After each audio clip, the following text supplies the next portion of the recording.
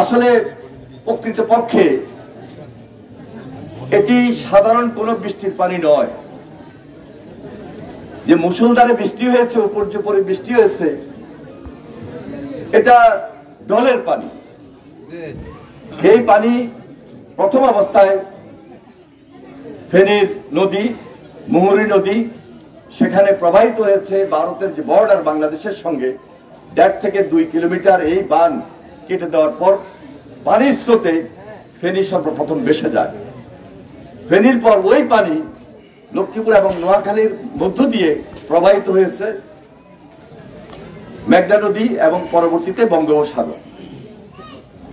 যেহেতু ফেনী এবং নোয়াখালীর পানিটা ড্রেন হলো লক্ষ্মীপুর দিয়ে, এখন পর্যন্ত এই পানি আমাদের লক্ষ্মীপুরের জেলার প্রায় প্রত্যন্ত অঞ্চলে এখনো জমা আছে, সম্পূর্ণ পানি নেমে যায় নাই। এই পানি নেমে যাওয়াও কিন্তু একটা কঠিন অবস্থার মধ্যে থাকবে দীর্ঘদিন। পচা গলা, রোগ জীবাণু, এটা কিন্তু আমাদেরকে একটা ভীষণ পীড়া দিবে। সেজন্য আমরা জেলা বিএনপি প্রথম স্তরের কাজ প্রায় শেষ করতে গেলেও দ্বিতীয় স্তরে আপনাদের পাশে দাঁড়াবো মেডিকেল যে সরঞ্জাম সেগুলো নিয়ে। কারণ এখানে অনেক রোগ ব্যাধি দেখা দিবে। আমাদের প্রধান অতিথি একজন ডাক্তার বিশেষজ্ঞ, তিনি তার বক্তব্যে আমাদেরকে একটা পরামর্শ দিবেন। সেই অনুযায়ী দ্বিতীয় স্তরে কিভাবে এই রোগ বালাই নিবারণের লক্ষ্যে আমরা আপনাদের পাশে দাঁড়াতে পারি, সেই পদক্ষেপগুলো আমরা গ্রহণ করব। তাছাড়া তৃতীয় স্তরে আমাদের এই এলাকায় হয়তো আমরা সবাইকে পারবো না, আমাদের দলের পক্ষ থেকে ঘর মেরামতের জন্য আমরা চেষ্টা করব কিছুটা আর্থিক হোক এবং টিনের মাধ্যমে হোক। আমরা খুব উল্লেখযোগ্য এক ওয়ার্ডে হয়তো বা 5-7 জন 10 জন, বেশি আমরা পারবো না। এইভাবে যদি প্রত্যেক ওয়ার্ডে আমরা 10 জনকে করে দিই, তাহলে তাও আমাদের প্রায় 50-60 লক্ষ টাকার এখানে যোগান দিতে হবে। সেই পরিকল্পনা এবং উদ্যোগ আমরা গ্রহণ করেছি।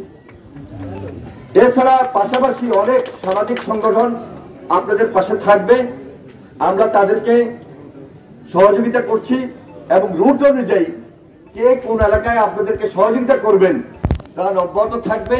ওনাদের সহযোগিতার মধ্য দিয়ে আমরা লক্ষ্মীপুরবাসী যারা বন্যা কবলিত বানবাসী মানুষ আমরা উপকৃত হব।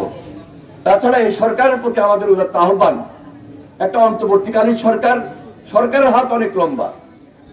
সরকার যেটা করতে পারবে আমরা সেটা করতে পারবো না। আজকে যদি ফ্যাসিবাদ হাসিনা থাকতো, কোন ত্রাণ আপনাদের কাছে যেত না।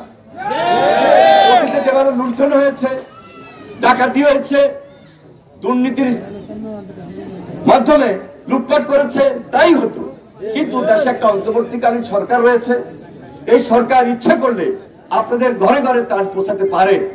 সেজন্য আমরা আহ্বান জানাবো আজকের এই সভা থেকে, যে প্রফেসর ডক্টর মোহাম্মদ ইউনূস, আপনি অত্যন্ত সজ্জন ব্যক্তি, সম্মানিত ব্যক্তি।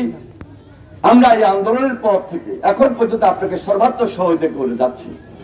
এখনো আমরা মাঠে দাঁড়িয়ে বলছি, আগামী দিনে এই বৃহত্তর নোয়াখালী তথা আমাদের এই লক্ষ্মীপুরেও আপনি ব্যাপকভাবে আমাদের বানবাসী মানুষের পাশে দাঁড়াবেন, সাহায্য সহযোগিতা করবেন, ঘরে ঘরে ত্রাণ পৌঁছে দিবেন। এই আহ্বানটুকু আমরা আপনাকে জানাই এবং আমরা আপনাদের কাছে বিনীত অনুরোধ করি এই সরকারের কাছে, এই সরকারের প্রতি।